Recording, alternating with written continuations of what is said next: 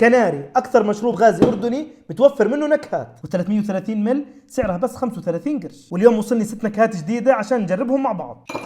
وأول نكهة سيترس تريو، ومن اللون مبين النكهة عالمية، وبنقول بسم الله. يا جماعة الخير عن جد بتروي العطش. والنكهة الثانية من كناري ريد ميكس فروت. يا جماعة الخير طعم رمضان. والنكهة الثالثة مانجو باشن. المانجو باشن أكثر نكهة بشتريها وبحبها. والنكهة الرابعة بينك لومينيت. حموضة الليمون فيها عن جد بتجنن. والنكهة الخامسة أبل باشن. في نكهة زاكية وإحنا صغار ضلت راسخة بدماغنا، أبل باشن على ما أعتقد هي هاي النكهة. والنكهة السادسة توتي فروتي، وأهم إشي إنها دايت. توتي فروتي طعمها مشروب طاقة، وأحلى إشي إنها بدون طاقة. وكناري منتج أردني بنفتخر فيه.